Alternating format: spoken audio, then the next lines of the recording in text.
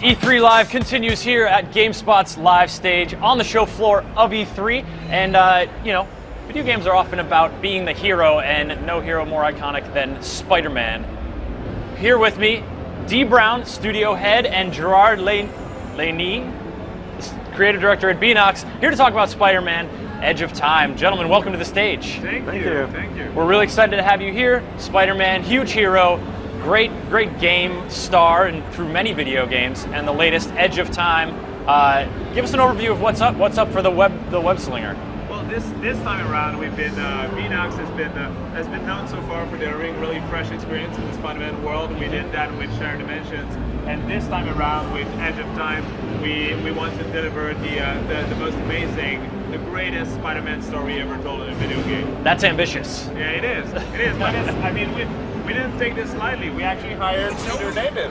Yeah, we succeeded in working with Peter David. He came into the studio for a week long, and we closed ourselves in a meeting room and brainstormed for a week, and getting ideas on the story, getting ideas on the gameplay mechanism, and even sometimes kind of role-playing the different characters. It was really cool working with Peter. We did really a good job working with him. It was a great experience. Well, that sounds great. You guys, got some help in, got the big guns out. Now tell us what's going on screen here. We see Spider-Man sticking it to some villains, presumably. Yeah, we've been. What you see right now is actually the hypersensibility. We've added tons of new abilities and new moves to both the Amazing Spider-Man and Spider-Man 2099 this time around. So you've seen the hypersensibility, which kind of tap into the Spider Sense ability of the Amazing Spider-Man and allow him to move super quickly and dodge all sort of stuff. Another thing that we do is that we introduce Anti-Venom actually in our game for the very first time in a video game.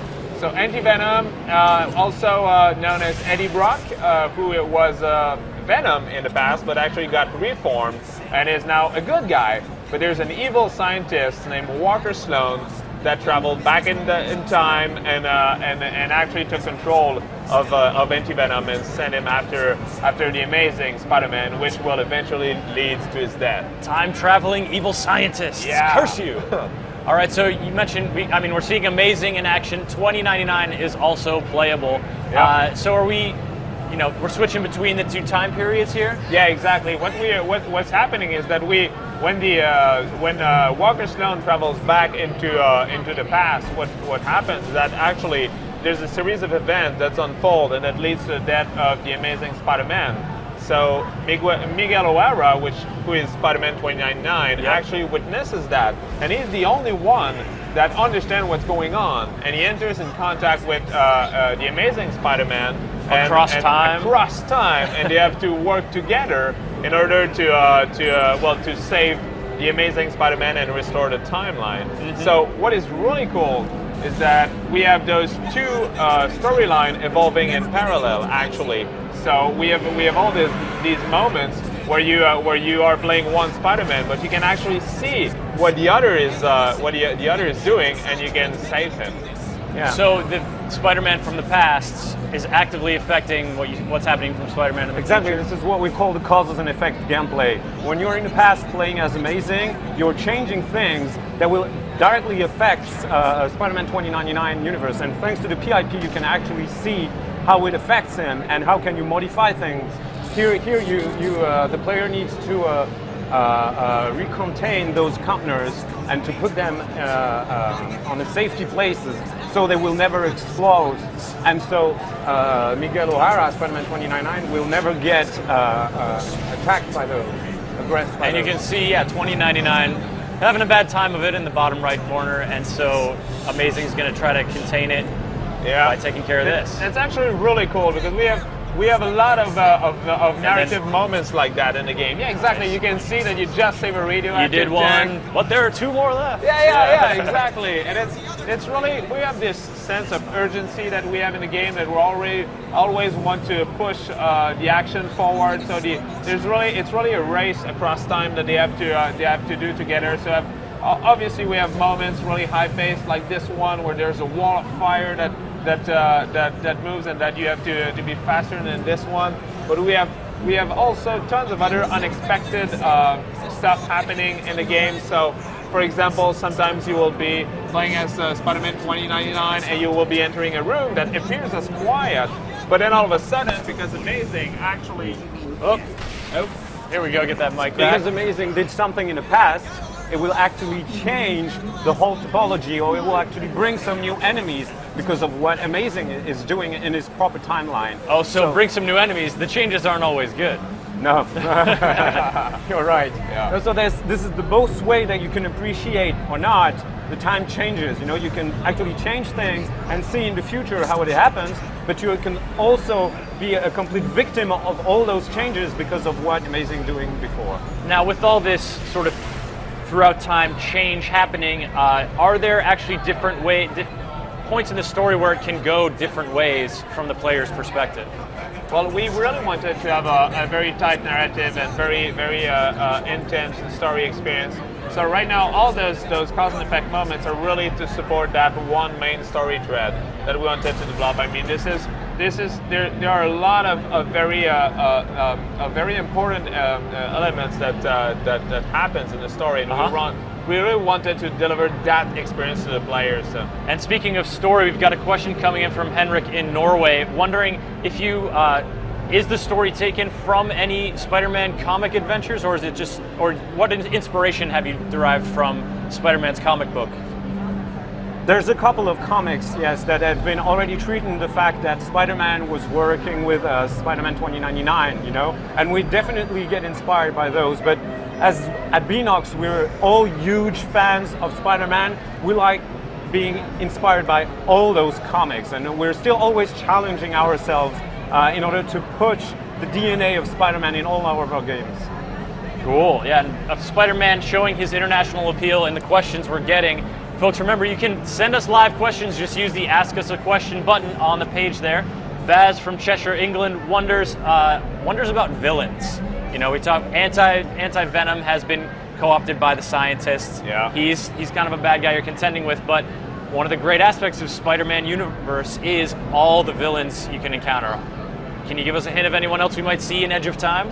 Yeah, we have definitely other villains that we're not talking about yet, but the cool thing about Anti-Venom is that he can actually cure, because of Mr. Negative, he can actually cure some disease, and in the case of Spider-Man, he can cure the radioactivity in his blood, so he can cure his powers. Oh, really? So this is why it makes like the perfect weapon to kill Amazing Spider-Man. Because, yeah, you take away what makes Spider-Man Spider-Man, he's just a mortal man. Exactly, and we and on top of that, we're going to have actually there's a lot more villains, some of which have actually been exclusively created for that game in collaboration with Marvel. So there's a lot of stuff that fans can look forward to.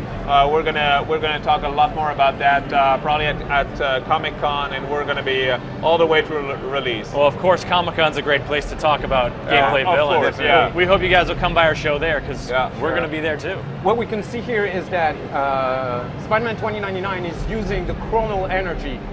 Both Spider-Man, each time they're like destroying a robot or destroying stuffs all around them, they're like accumulating, gathering some chronal energy from that time portal, and they can use it whenever they want, like the player use it whenever he wants, in order to freeze enemy in time or slow them, and it takes advantage into the combat. So this is another way for the time travel to get deep into the pure gameplay.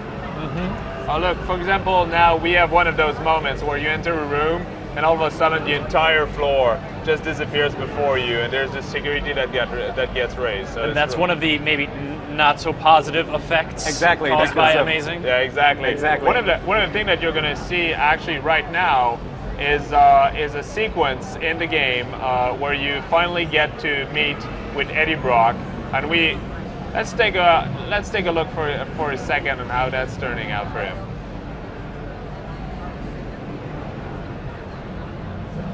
It's also the moment where actually Walker Stone is introduced to the player. So Walker Stone being that evil scientist that has traveled back in time.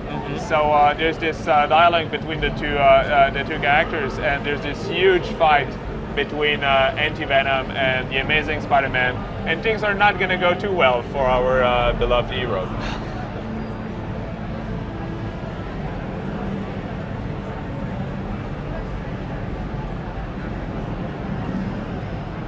Doesn't look like things are going too well for Anti-Venom either. No.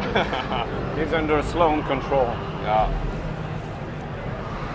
So we're gonna have, of course, things don't go always as expected. So so we have Amazing Spider-Man that's gonna have to fight for his life, and do all sort of crazy move. You can see one of those, like those multiple silhouettes, kind of that appear. That's also one of the abilities that we derivated from the hypersense of the Amazing Spider-Man. And you can see, you know, that just opens the imagination to possibilities of different combo attacks and ways that he can use the ability to go hyperspeed to mix up and defeat his foes. Yeah, exactly. But as his power will be drained by Anti-Venom, you have to think different strategy in order to beat Anti-Venom. Now, while this fight goes on, we see we're fighting in sort of a, you know, a little enclosed arena, as you know, a great place to tangle with a boss. Yeah. On our way here, you know, went through a bunch of sort of corridors and tall areas. Fans of Spider-Man, of course, love web slinging, and they love swinging through the air. And we've got a lot of questions coming in, but John from SF, just one of the people asking, about environments that will allow Spider-Man to swing freely. You know, are there any of those throughout Edge of Time? Yeah, we do. We do have several of them actually. We've been very careful, as Josh said earlier, that we really want to respect the Spider-Man DNA. So there are wall crawling sequences. There are sequences focusing on the web swinging. So you're going to be able to use all the powers, your typical powers of both Spider-Man. Very cool, Dee and Gerard. Well, we are going to wrap it up pretty soon. Hopefully this fight is going to go pretty well. I guess you folks are going to have to wait to see the conclusion of that fight till another time. Yeah. Before we let you guys go, tell us when we can play Spider-Man Edge of Time. When's it coming out? What systems? Spider-Man Edge of Time is going to come out fall 2011. It's going to be for Xbox 360, PlayStation 3, Nintendo Wii, the 3DS, and DS. All right, Dee, Gerard, thank you again for coming on our show today. Hope to see more of you guys at Comic-Con and talk villains. Yeah. All right? Excellent, folks. Now we are heading out to the show floor for more E3 show content coming at you. It just keeps coming. We've got a lot more for you.